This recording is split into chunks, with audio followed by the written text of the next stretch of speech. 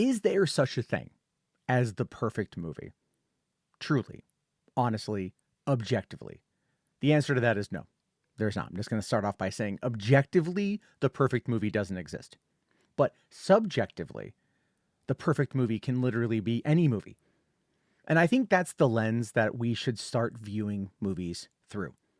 Now, I'm not saying go into something and blindly love it because it's a movie. Some movies are good, some movies are not. You know, for example, I have this here in front of me. Cutthroat Island. This is a 4K, right? I bet I got Steelbook off eBay for like 25 bucks. Still sealed, as is my sin as being a physical media collector. But I love this damn movie. I love this damn movie. I saw it 3 times in the theaters back when it came out. I bought the VHS, watched it multiple times. I have the DVD of it, which I bought earlier this year before buying the 4K.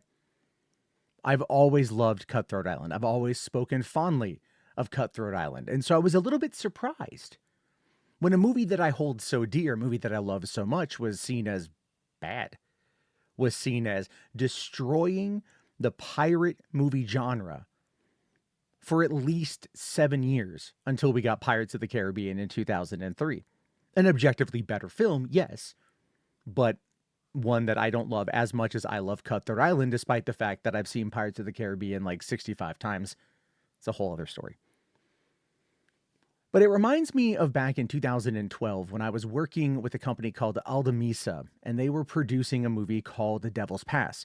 Devil's Pass is a point-of-view found footage movie that is directed by Renny Harlin, who also directed Cutthroat Island, as well as The Long Kiss Goodnight, Cliffhanger, Die Hard 2, and a litany of other films, like Deep Blue Sea, for example. There's a lot of his movies that are good, some that maybe haven't stood the test of time.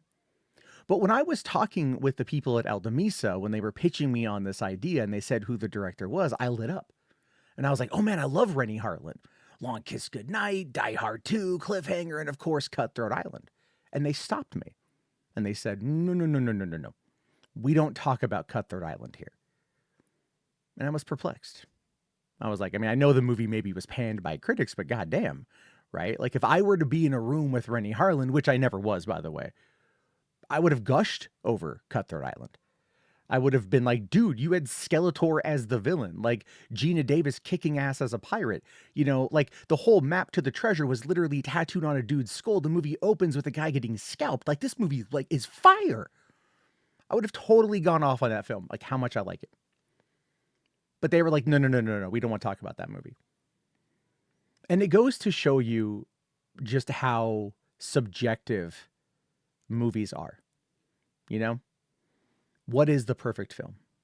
Well, to you, it could be something that has the best story, the best acting, the best jokes, the best action, the best horror, the best special effects, the best science fiction setting. It could be a whole litany of things, or it could be one thing.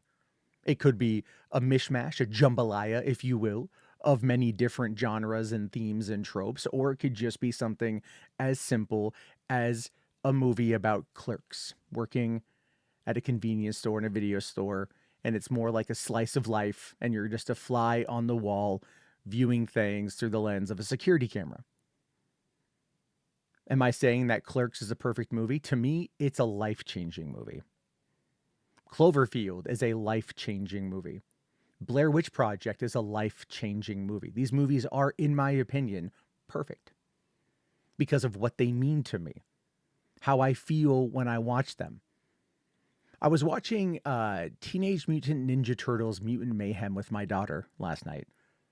And by the way, just to show you guys that I am a Turtles fan, this is my new wallet that I just got. Finally upgraded my old 14-year-old Star Wars wallet, or 11-year-old, and finally went for the new TMNT. That's to show you how much of a nerd I am, okay? We're showing off, show and tell here on the video. But we're watching this movie last night, and I was like, man, this is a really good movie. Like, I can't think of anything wrong with it. And, you know, sure, if I took a step back, if I allowed myself to go into the objective review mode, I could probably pick apart a number of problems with the movie, but I don't want to. Sitting there with my kid watching the movie was fun. It was great. The same feeling I got while watching Turtles 2 with her a while back. And we're going to do a marathon of all three films when I get the 4K set when it comes out in 2 months.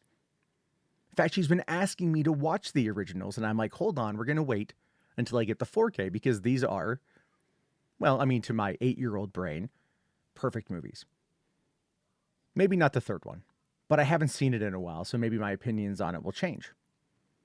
That's what I'm trying to say. I was talking with a friend of mine recently. I'm recommending him some movies, and I'm asking him, like, have you ever seen Starship Troopers? And he said, no. And I'm like, dude, it's a masterpiece. Paul Verhoeven's Total Recall, masterpiece. RoboCop, masterpiece. Basic Instinct, you can jerk off to it. But I mean, it is, in many ways, a masterpiece of thriller and tension.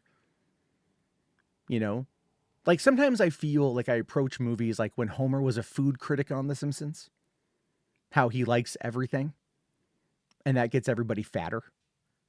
I sometimes feel like that's the approach that sometimes happens, but I don't care because I would rather watch something and love it. I would rather watch something and enjoy the hell out of it. I would rather watch something and realize that my time was well spent versus just like hating on things or not watching them because somebody said something bad about it once.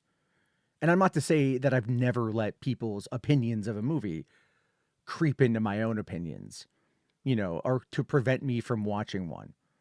There's been a number of films that I heard were bad, so I just kind of never really got around to watching. And when I did, I'm like, no, that was actually pretty based.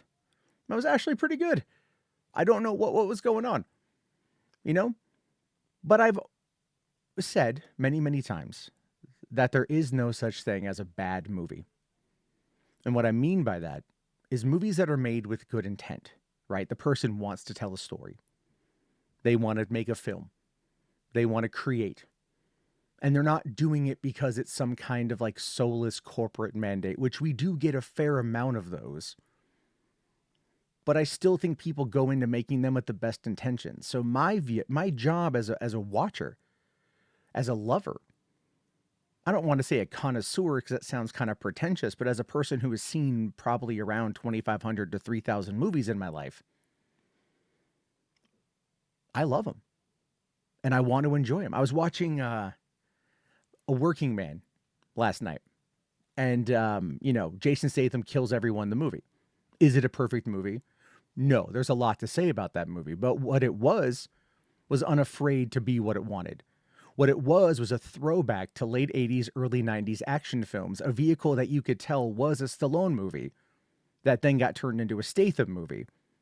Because all the hallmarks of a Stallone movie are still there, but through the lens of Jason Statham as being the lead. And it was great. It was a lot of fun. It was not as over the top and crazy as Beekeeper, but it was more grounded, something you would assume Stallone would do. But that's what I'm talking about, is like you can look at anything through the lens of positivity if you're having fun watching it. And that's the key, right? That's the impetus of everything, is that when you go into a movie, you have to go in with the mindset of, I want to have fun. And I think that changes things. And I think the more fun you have, the more perfect things become. Kind of like Shallow Hal, right? He's very shallow. Gets, told to look at the inner beauty all of a sudden, Gwyneth Paltrow, right? It's kind of like that. The more you love something, the more you allow yourself to love something, the more you will ultimately find yourself overlooking its flaws and championing what it does great. And I think that is the mindset a lot of us need to have in current time when going to see movies. It's just go in, clear your mind, get ready to be told a story, and find yourself in the best mindset to go into that story, to be taken over by that story. There are times I don't want to watch a movie because I'm like, I'm just too tired. I don't want to invest into it, especially if it's something new. But when I'm awake, when I'm ready to do it and I can sit down and dive into something, man, I'm really happy. Finally saw Don't Breathe the other night. Man, I love that movie. That was great. That was a good thriller. Feel bad that I slept on it for 9 years. But I finally saw it, and it's awesome. Now I got to watch the sequel. I don't know about that one, but we'll see. Anyway, what to you is a perfect movie? What to you is a masterpiece? What gets you excited? That's what I want to know, because that's where I want to go. That's the conversations I want to have. So let me know your thoughts and your opinions. Thank you guys very much for listening. My name is Matt Jarbo. Please like and subscribe if you haven't already. I'll talk to you all later. Have yourself a great day. Peace out.